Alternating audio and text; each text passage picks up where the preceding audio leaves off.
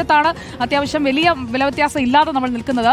അർജുൻ കല്യാൺ, കണ്ണൂരിൽ നിന്ന് തിരുവനന്തപുരത്തേക്ക് എത്തിയപ്പോൾ പച്ചക്കറിയുടെ വിലയൊക്കെ എങ്ങനെയുണ്ട്?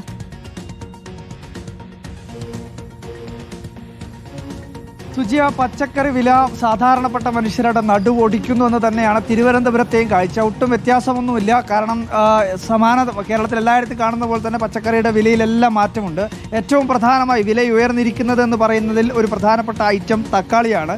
കഴിഞ്ഞ 2 ആഴ്ച മുൻപ് കൃത്യമായി പറഞ്ഞു കഴിഞ്ഞാൽ ഒരു അത്രയും, അതായത് 40 രൂപയ്ക്ക് മാത്രം ലഭിച്ചിരുന്ന തക്കാളിയാണ് ഇന്നിപ്പോൾ അതിൻ്റെ വില 80 രൂപയാണ്. അതുപോലെ തന്നെയാണ് വെണ്ടക്കായുടെ വില. വെണ്ടക്കായുടെ വിലയും നേരെ ഇരട്ടിയായി ഉയർന്നു. ഒരു പാവം അമ്മച്ചിയൊക്കെ വന്നിങ്ങനെ സാധനങ്ങളൊക്കെ വാങ്ങി. അമ്മച്ചിക്ക് വാങ്ങിക്കാൻ നിവർത്തിയില്ല. 100 രൂപയ്ക്ക് ചോദിച്ചപ്പോൾ അവർ തരണില്ല. എന്തൊരു മലക്കറി വിൽക്കണോ എന്തോ എന്ത് ചെയ്യും നമ്മൾ പറയാം. നമുക്കാണെങ്കിൽ നിവർത്തിയില്ല. 2 അച്ഛനും അമ്മയും മരിച്ച 3 പിള്ളേരെ വളർത്തണം. അപ്പം ഇങ്ങനെ വല്ലതും വില കുറച്ച് കിട്ടിയാൽ ജീവിക്കാമെന്നും പറഞ്ഞാണ് നമ്മൾ വരണേ. പക്ഷെ തരണില്ല. വേണ്ട, കുറച്ച് വാങ്ങിച്ചോണ്ട്. തക്കാളിയും പിന്നെ വെണ്ടയ്ക്കും എല്ലാത്തിനും വില തന്നെ. എല്ലാത്തിനും വില തന്നെ. എന്തൊരു വിൽക്കണോ എന്തോ എനിക്ക് അറിഞ്ഞൂടാ. പച്ചക്കറി കറി വെക്കണമെങ്കിൽ കുറച്ചുകൂടി ബുദ്ധിമുട്ടാണ്. മീനതിനേക്കാളും മലക്കറി അതിനേക്കാളും നിവർത്തിയില്ല. മനെ കഷ്ടം എന്ന് വെച്ചാൽ കഷ്ടം.